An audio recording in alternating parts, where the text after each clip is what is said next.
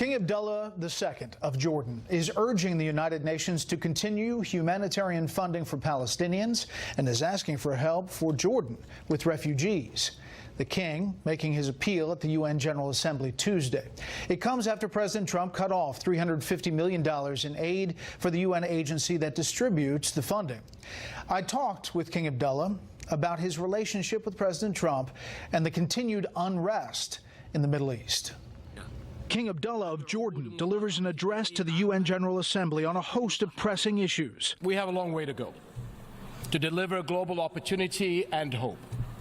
But we cannot simply give up because the task is hard. He sat down with me to give us an assessment of his region. Well, where do you want to begin? I mean, I think that's the problem is at all points of the compass, we still have challenges.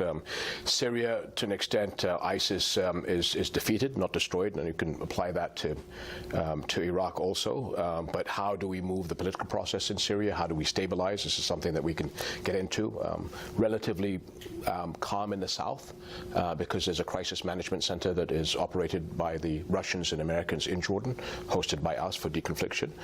We're looking to make the South better. Iraq is still going through some of its turmoils. Obviously, as the government settles down, we want to make sure that the national military is all-encompassing and a building block to move to the future. We have the Israeli-Palestinian issue to our west, Yemen to our south. So, we have to be light on our feet, and there's a lot of balls being juggled in the air. Yeah, it's a busy neighborhood. On the ISIS front, the large perception was that they've been destroyed largely, but there seems to be either a comeback or an ideological kind of upbringing for young people? I mean, let's keep in mind, we're calling these people ISIS or Daesh. Right. They're no different than Al-Qaeda, Al-Shabaab, Boko Haram, or any other group out there. So this is a global problem. They are the most used names because they're the most vicious and most violent, but that doesn't mean that all those groups are any different from each other. So today we're talking about ISIS.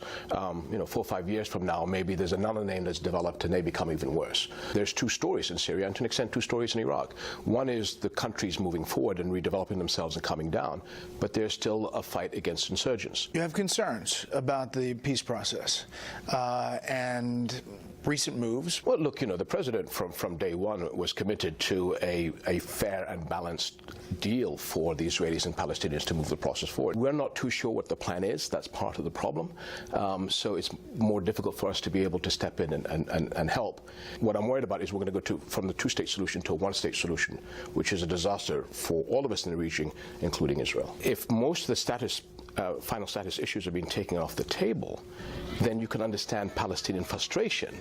So how do we build the bridges of confidence between the Palestinians and the United States? Because whatever people say, you cannot achieve a two-state solution or a peace deal without the role of the Americans. So at the moment, the Americans are speaking to one side, not speaking to the others.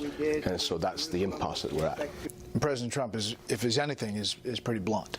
So exactly, and I think that's the breath of fresh air. The president sort of, as I said, look, if we go to the one-state solution, here are the problems that we're all going to face. And he was like, wait a second. And he went from A to Z like that. I was like, okay, fantastic. He went straight through the problem, came to the solution, and we looked at each other and said, okay, we need to work on the two-state solution. The one-state solution, I think, is a major problem for how Israel presents itself and internally how it presents itself, because the reality is that we're talking about apartheid, and that, I think, there's a lot of supporters of Israel outside of Israel that are really concerned, are they heading in the right direction? Now, can we get the two-state solution on track? Can we find an amiable and fair solution between the two others? Because the one-state solution frightens the heck out of all of us. Last time we talked, the region was in turmoil.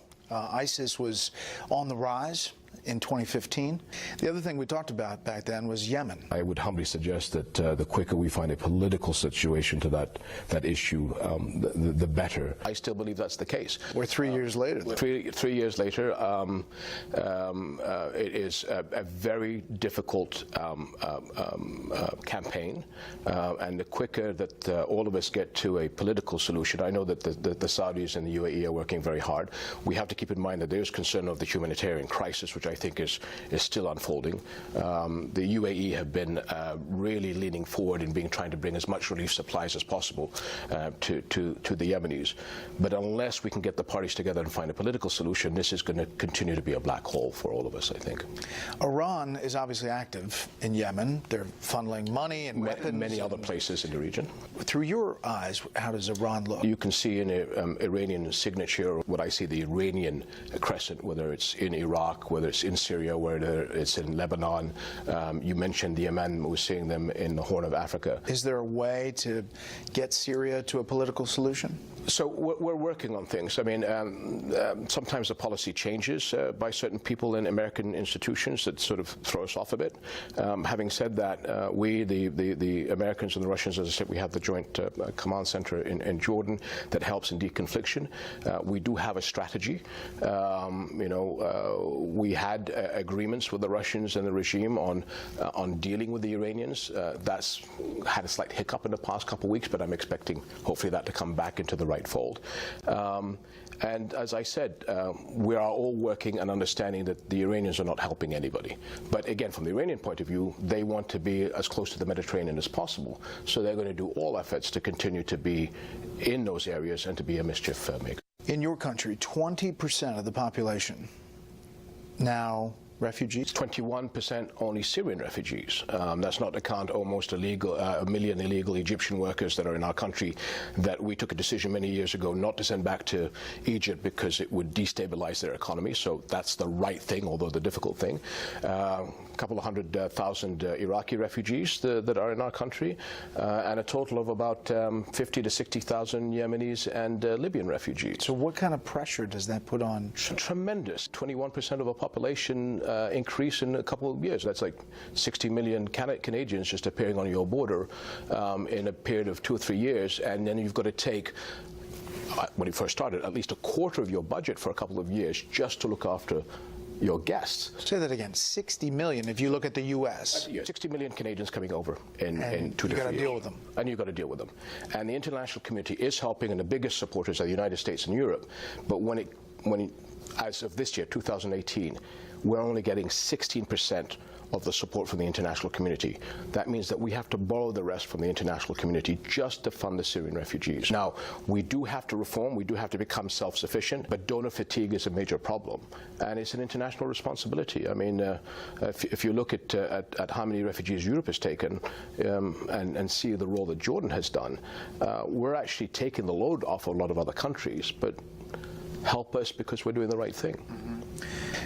So some people in the U.S. would say, you know, you got a bunch of rich countries there, Saudi Arabia, UAE, a lot of oil-rich countries. Are they chipping in? We hope that they can do more. The UAE has built refugee camps in Jordan and supported the refugees, but we are in discussion with them to see whether they can help us a bit more because of these challenges. What do you tell your kids about the future? We're in a very chaotic world today where there are enemies of us all, and specifically these extremist groups we call the Khawarij, the outlaws of Islam.